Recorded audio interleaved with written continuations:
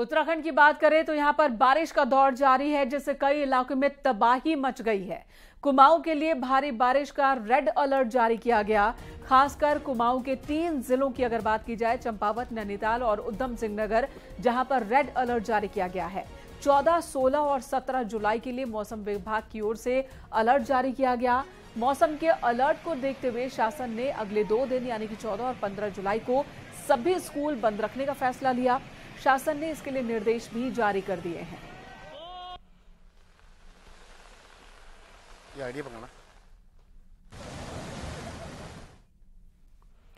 और हरिद्वार में भी बारिश के बाद हालात काफी ज्यादा खराब है। रुड़की, लक्सर और खानपुर में भी भारी बारिश के बाद कई इलाकों में बाढ़ जैसे हालात हैं। सीएम धामी ने मौके पर पहुंचकर हालात का जायजा भी लिया। सीएम ने पहले हवाई सर्वेक्षण किया और फिर बाढ़ वाले इलाकों में नाव से दौरा किया और लोगों से मुलाकात करके हर संभव मदद का आश्वासन भी दिया है। सीएम धामी बाढ़ प्रभावित रुड़की, लक्सर और खानपुर गए थे। तो तस्वीर आप देख रहे हैं। बाढ़ प्रभावित इलाकों को लेकर सीएम पुष्कर सिंह धामी काफी सतर्क हैं और लगातार राहत बचाने को लेकर भी उन्होंने निर्देश दिए हैं। लोगों से भी बातचीत की, हाल चल भी जाना है। नाव से भी उन्होंने सर्वे किया है और इसके साथ ही उन्होंने आश्वासन भी दिया है कि हर संभव मदद लोगों तक पहुंचाई जाएगी इस मुश्किल की घड़ी में।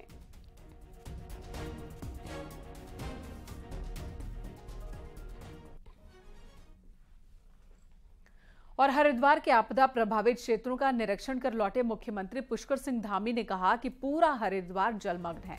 10-10 फीट तक पानी भरा है। मुख्यमंत्री ने कहा कि स्वयं राहत कार्यों की मॉनिटरिंग कर रहे हैं।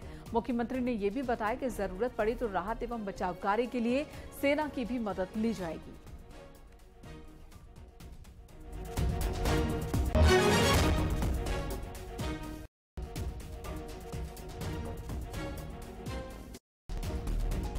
मुख्यमंत्री पुष्कर सिंह धामी हरिद्वार के आपदा प्रभावित क्षेत्रों का दौरा करके लौटे हैं।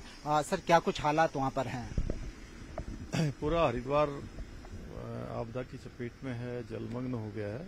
अभी शासन के लोग जो जरूरी चीजें हैं, जरूरत के सामान हैं, उन सब की लोगों तक पहुंचाने का काम कर रहे हैं और साथ में बाढ़ प्रभावितों को हर संभव सहायता हो, उसके लिए हमने प्रशासन के लोगों को कहा है और मैंने स्वयं सभी क्षेत्रों का दौरा किया है। 10-10 फुट तक पानी भरा हुआ है। अभी कई सारी सड़कें अभी बंद हैं। इसके साथ साथ पावर सप्लाई भी बंद है। कांवड़ यात्रा भी चल रही है, उसमें भी अत्यधिक लोगों की संख्या है। सभी को ठीक प्रकार से व्यवस्थित करने का काम किया जा रहा है और मैं स्वयं मॉनिटरिंग कर रहा हूँ। सभी विभागों को कहा है कि सभी विभाग एक दूसरे से समन्वय बनाकर लोगों के लिए जो भी सहायता हो सकती है उस सहायता को फौरी रूप से करें।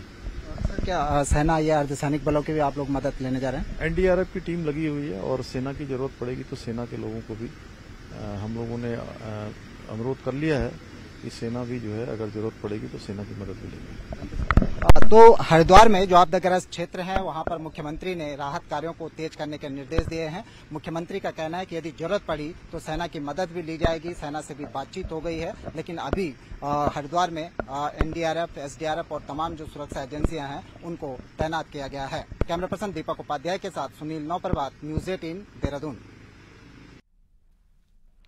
और हरिद्वार के लक्सर और उसके आसपास के देहात क्षेत्रों में बारिश ने ज्यादा कहर बरपा है। लक्सर का मेन बाजार तो जलमग्न है ही, साथ ही आसपास के गांव में भी नदियों का पानी घुस आया है, जिससे कि हजारों बीघा जमीन की फसल नष्ट हो गई है और हर तरफ पानी ही पानी नजर आ रहा है।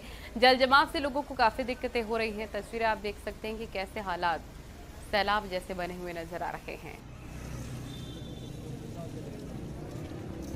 खानपुर और उसके आसपास के क्षेत्रों में जो बरसाती नदी हैं वो इस तरह से उफान पर हैं कि पूरी तरह से जो आसपास के गांव हैं और उसमें खेत जो हैं वो पूरी तरह से जलमग्न हो गए हैं और कई सैकड़ों बीघा, हजारों बीघा जो फसलें हैं वो नष्ट हो गई हैं। हम इस वक्त लक्सर के पास ही एक गांव में, यहाँ धनपुरा गांव में हम यहाँ पर मौजूद हैं और यहाँ पर साफ तौर पर देखा जा सकता है कि यहाँ के गांव के जो मुख्य चौक पर शिव मंदिर के पास एक चौक है और चौक के पास यहाँ पर किस तरह से जो पूरा चौक है, सड़कें हैं, दूर तक जहाँ तक भी हमारी नज़र जाती है पूरी तरह से सड़कें हैं वो पूरी तरह से जलमग्न हैं और लोगों को कितने गहरे पानी में यहाँ से होकर गुजरना पड़ रहा है।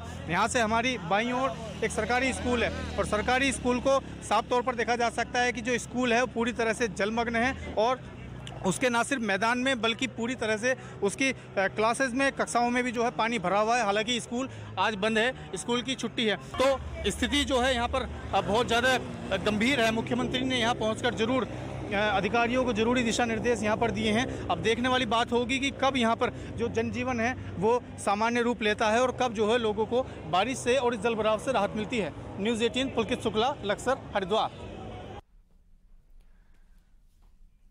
तो हरिद्वार में कोई एक दो इलाका नहीं बल्कि ज्यादातर इलाका इसी तरह से जल भराव के शिकार हुए हैं। बाढ़ जैसे हालात बन गए हैं। सोलानी नदी का जलस्तर लगातार बढ़ता जा रहा है, जिसकी वजह से रिहायशी इलाकों में भी पानी भरा है।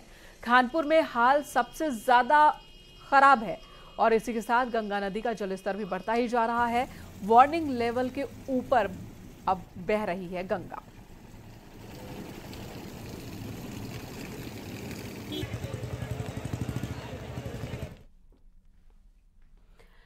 और रुड़की के बाद बारिश के बाद नदी नाले रुड़की में भी उफान पर है। वहीं पर एक वीडियो सोशल मीडिया पर वायरल हो रहा है जिसमें दो लोग प्लास्टिक के ड्रम के लिए जान जोखिम में डाल रहे हैं। तस्वीरें देख सकते हैं कैसे दो लोग रस्सी के सहारे नदी के तेज पानी में उतरे हैं। प्लास्टिक के ड्रम को फनती हुई रतमऊ नदी से बाहर निकाला है।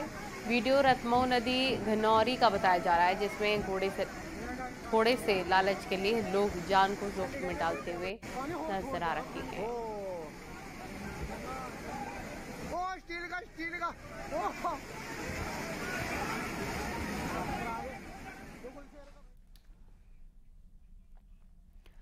तो रुड़की में भी बारिश के बाद बाढ़ जैसे हालात बने हैं। सड़कें पानी से भरी हुई हैं। लोगों को भारी दिक्कतों का सामना करना पड़ रहा है। वहीं घरों के अंदर भी पानी घुस आया है।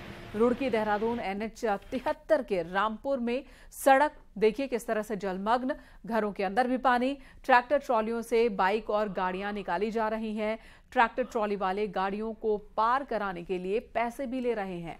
लोग अब बारिश रुकने का इंतजार कर रहे हैं ताकि अपने सामान्य जनजीवन में लौट सकें।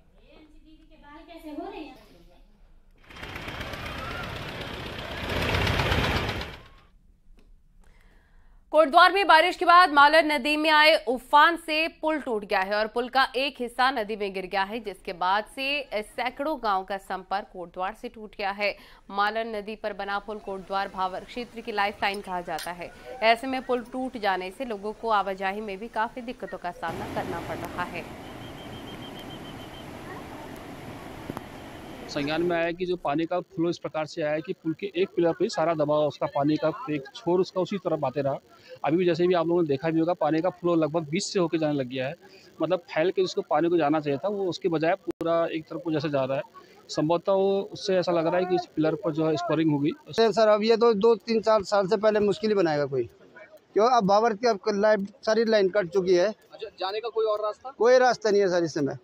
सिर्फ एकमात्र कलमाश्रम रास्ता है, वो बहुत लंबा फेरा पड़ेगा। बच्चों की स्कूलें हैं, हमारी सारी स्कूलें इस बाबर क्षेत्र से सड़क से कट चुकी है, पुल से सारा संपर्क कट चुका है। अभी बच्चों का स्कूल का भविष्य भी अंधेरे में हो गया।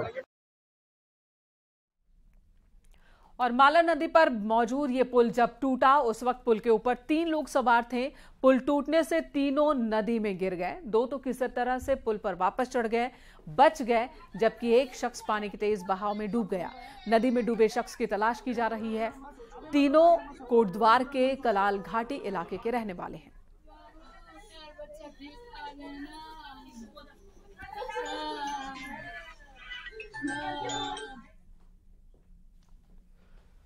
और पुल टूटने के बाद विधायक ऋतु खंडूरी ने आपदा सचिव रंजीत सिन्हा को फोन पर फटकार लगाई है। खंडूरी ने कहा जल्द पुल को ठीक किया जाए। साहब जिस कारण से भी गिरा हो, हम तो आपसे दीवार मांग रहे थे ना, हम तो आपसे मांग रहे थे कि हमें आप उसको ठीक करने के लिए दीजिए। ई के माध्यम से हमने 25 बार आप लोगों को लिखा है, मैंने आपको खुद लिखा है।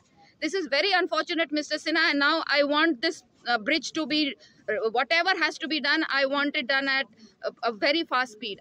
Because this joins Bhabar to Kotdwar. आधी हमारी जो population है वो उस तरफ रह गई है। हर सुविधा के लिए उन्हें कोटद्वार आना पड़ता है। And now I don't know what you're going to do, how you're going to do it. आपदा में, भयंकर आपदा में ये चीज़ हुई है, अब आप उसको किस तरह से कर सकते हैं। मैं कल को देहरादून आ रही हूँ and I want to sit with you with solutions, with immediate solutions. No, whatever it is, Mr. Sinha, I am very disappointed because एक साल से मैं इस पर लगी हुई थी. It is not that we were not telling you or my EE was not telling you. We were all informing you. Gaula नदी का जलस्तर भी लगातार बढ़ता ही जा रहा है। गौला का जलस्तर 60,000 क्यूसेक को पार कर चुका है। लगातार बढ़ते पानी की वजह से काठगोदाम में बने बैराज के सभी चैनल खोलने पड़े और ऐसे में निचले इलाकों में बाढ़ का खतरा बढ़ गया है।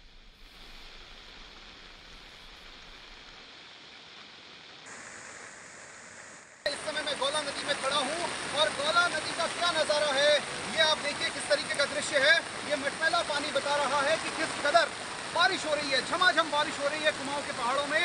और ये मटमैला पानी अपने आप में गवाही दे रहा है कि जो बारिश हो रही है वो किस तरीके की परेशानी का सबब लेकर के आ रही है पहाड़ के लोगों के लिए। और फिर ये नदी अगर मैदान में बहते हुए नदियाँ आ रही हैं तो फिर यहाँ भी लोगों के लिए दिक्कत पैदा हो रही है। इधर बैराज का इलाका दिखाऊँ मैं, बैराज के जो भी गेट्स हैं वो सब के सब खोल दिए गए हैं क्योंकि इस पानी को यहाँ पर रोका जाना संभव नहीं है। लगभग 60,000 क्यूसेक को पार कर गया है गौला का जलस्तर और गौला खतरे के निशान से ऊपर बह रही है। इसलिए जो गौला के डाउन स्ट्रीम में रहने वाले लोग हैं, यानी हल्द्वानी की तरफ रहने वाले लोग हैं, लालकुआं किच्छा की तरफ रहने वाले लोग हैं, उनसे ये कहा गया है कि वो गौला से बेहद दूर रहें। इसके अलावा जो गौला का इरवाद रूट है वो हल्द्वानी और काठगोदाम रेलवे स्टेशन के लिए भी एक परेशानी का सबब बना हुआ है। इसलिए जो लोग नदियों के किनारे रह रहे हैं उनसे बेहद साफ कहा गया है कि वो नदियों से दूर रहें, सुरक्षित रहें। और साथ ही जो कच्चे पहाड़ों के नजदीक रहते हैं उनसे भी कहा गया है कि सावधानी में ही सुरक्षा है। शैलेंद्र नेगी, न्यूज़ 18, हल्द्वानी। उत्तरकाशी में बारिश के बाद हाल काफी ज्यादा बेहाल है। यमुनोत्री नेशनल हाईवे पर चट्टी के पास बरसाती नाला सड़क पर बह रहा है जिससे यात्री जान को हथेली पर लेकर सफर करने को मजबूर हैं। साथ ही जिले में गंगोत्री और यमुनोत्री नेशनल हाईवे के खुलने और बंद होने का सिलसिला भी जारी है। 11 की विद्युत लाइनें क्षतिग्रस्त होने से करीब 50 से ज्यादा ग्रामीण क्षेत्रों की बिजली है। तस्वीरें देख सकते हैं आप किस प्रकार से भारी बारिश के बाद जलस्तर बढ़ता हुआ नजर आ रहा है और इसी के बीच से आवागमन करते हुए लोग और यातायात भी पूरी तरह से बाधित होता हुआ नजर आ रहा है। कई जगह रास्ते बंद हो गए हैं, कई गांवों से संपर्क टूट गया है। ये तस्वीरें आप देख रहे हैं कैसे सड़कों पर बहता पानी और लोगों की जिंदगी और ज्यादा दूभर होती हुई नजर आ रही है। प्रशासन काफी अलर्ट है, लगातार लोगों तक मदद पहुंचाई जा रही है।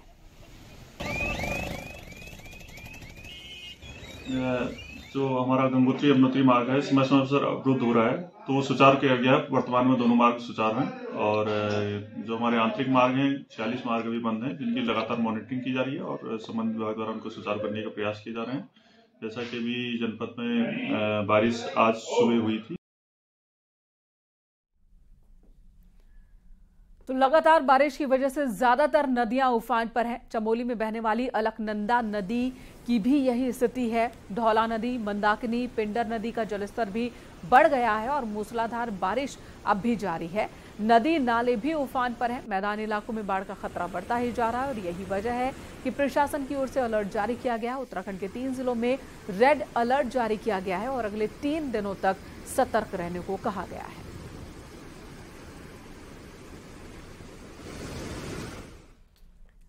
और बागेश्वर में भी बारिश के बाद सरयू और गोमती नदी का जलस्तर बढ़ गया है। इसके साथ ही बारिश से कई सड़कें भी बंद होती हुई नजर आ रही हैं। वहीं बरसाती नाले में भी तेज बारिश के बाद उफान पर नदी नाले बह रहे हैं। इसके साथ ही लगातार हो रही बारिश अब लोगों को डराने लग गई है।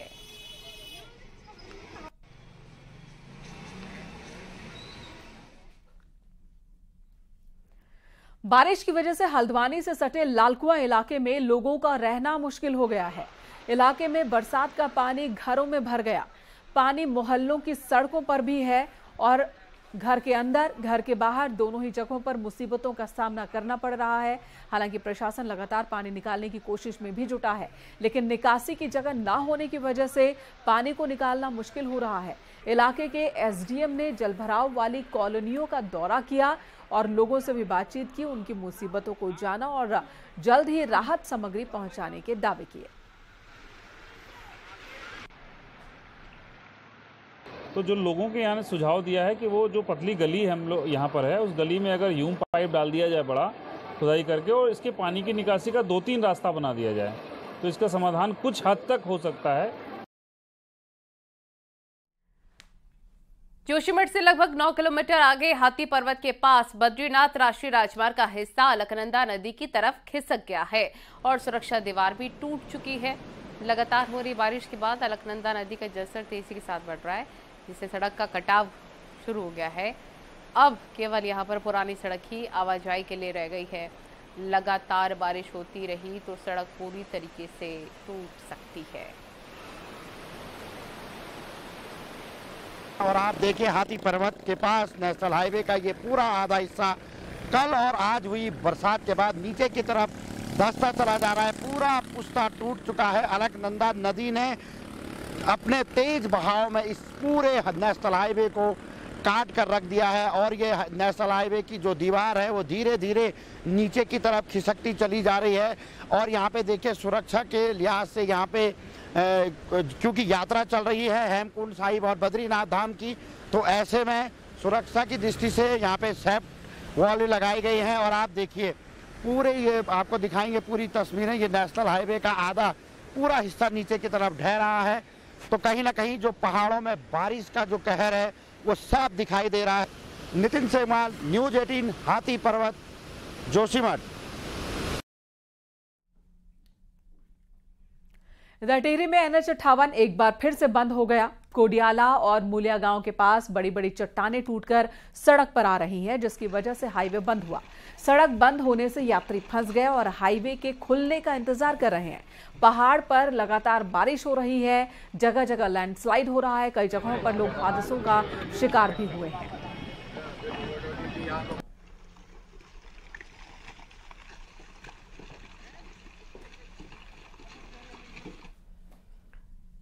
देहरादून में दून मेडिकल कॉलेज केंद्रीय मंत्री मनसुख मंडाविया पहुंचे हैं, जहां पर मंडाविया ने डिजिटल रेडियोग्राफी मशीन का लोकार्पण किया है। सीएम पुष्कर सिंह धामी कार्यक्रम में मौजूद हैं, साथ ही स्वास्थ्य मंत्री धन सिंह रावत भी मौजूद हैं। और इसी बीच क्या कुछ कह रहे हैं सीएम पुष्कर सिंह धामी, सुनिए। शौचालय बनाने का काम, स्वच्छ भारत अभियान के तहत कहीं जो है प्रधानमंत्री आवास योजना देने का काम, गरीब कल्याण अन्न योजना का काम, ऐसी कितनी योजनाएं हैं। अगर हम उनको गिनाएंगे तो बहुत देर हो जाएगी और पहले ही हम लोग देर हो चुकी है। और हम लोग कैसे भूल सकते हैं कोरोना काल में जहां एक और प्रधानमंत्री गरीब कल्याण अन्न योजना ने करोड़ों लोगों को 2 वक्त का भोजन सुनिश्चित किया। आयुष्मान योजना ने देश के नागरिकों को ये भरोसा देने का काम किया है कि बीमार होने पर अब उनको निःशुल्क उपचार मिल पाएगा। एक समय वो भी था, यहाँ बैठे हुए अधिकांश लोगों में से सभी लोग जानते हैं कि जब कोई बीमार हो जाता था परिवार का, वैसे तो मैंने स्वयं बहुत नजदीक से देखा है। अपने पूज्य पिताजी का भी मैंने इलाज करवाया अस्पताल में, 4.5 महीने तक मैं उनके साथ रहा। तो कितनी परेशानियों का सामना करना पड़ता है। जितना शायद जिनका हम इलाज करवाते हैं वो तो परेशानी में होते ही हैं, लेकिन जो तीमारदार होते हैं उनकी परेशानी चाहे वो घर से कितने भी संपन्न क्यों न हो, उनकी भी परेशानी होती है, अत्यधिक परेशानी होती है अस्पताल में। तो आप सोचिए कि जो सामान्य स्थिति में रहने वाला व्यक्ति होगा, जिसके पास इलाज के लिए संसाधन नहीं होंगे, साधन नहीं होंगे, कोई। वहीं हरिद्वार के हिल बाईपास की बात की जाए, यहां बारिश से मलबा सड़क पर आ गया, जिसके बाद एक पेड़ है वो भी जमीन पर गिर पड़ा। जेसीबी की मदद से इसे हटाना पड़ा। कांवड़ मेले के लिए इस बार हिल बाईपास को खोला गया। हिल बाईपास मध्य हरिद्वार के उत्तरी हरिद्वार को जोड़ता है। ये तस्वीरें देखिए, लाइव तस्वीर आप देख रहे हैं हादसे की। इस पेड़ के गिरने की वजह से बाईपास बंद हो गया था। काफी देर तक आवाजाही यहाँ बाधित रही, बाद में इसे जेसीबी की मदद से हटाया गया। आगे बढ़ जाइए, सभी लोग पीछे रहिए भाई। और चमोली में भारत चीन सीमा को जोड़ने वाला नीति मलारी नेशनल हाईवे जुमा के पास बंद है, जिसे खोलने का कार्य जारी है। वहीं बीआरओ यहां पहाड़ियों को काटकर नई सड़क बनाने का काम कर रहा है।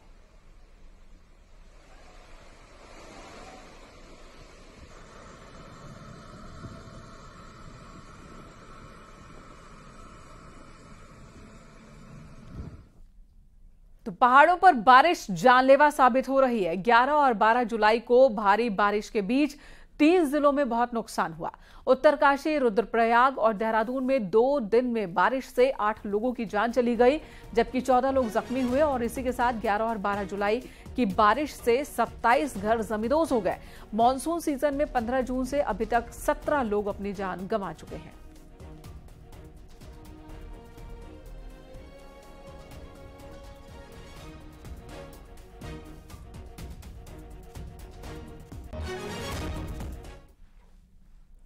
वहीं एम्स ऋषिकेश में आज दीक्षांत समारोह मनाया गया। इसमें केंद्रीय स्वास्थ्य एवं परिवार कल्याण मंत्री मनसुख मांडविया ने अलग अलग कोर्सेज के 1041 छात्र छात्राओं को दीक्षांत समारोह में डिग्री दी। इस अवसर पर बोलते हुए केंद्रीय स्वास्थ्य मंत्री ने कहा, ऋषिकेश एम्स लगातार स्वास्थ्य सेवा में उत्तराखंड समेत आसपास के क्षेत्रों को सेवाएं दे रहा है और आज के दिन केंद्र सरकार की तरफ से नेशनल हेल्थ इंफ्रास्ट्रक्चर मिशन के तहत 150 बेड का क्रिटिकल हेल्थ केयर यूनिट बनाया जाएगा। ऋषिकेश एम्स के तृतीय दीक्षांत समारोह में मुझे उपस्थित रहने का अवसर मिला। आज के अवसर पर ऋषिकेश एम्स और उत्तराखंड के लिए भारत सरकार की ओर से नेशनल हेल्थ इंफ्रास्ट्रक्चर मिशन के तहत 150 बेड का क्रिटिकल केयर यूनिट बनाया जाएगा। और इसी के साथ यहाँ रुकेंगे एक छोटे से ब्रेक के लिए। न्यूज़ 18 पर खबरों का सिलसिला लगातार जारी है।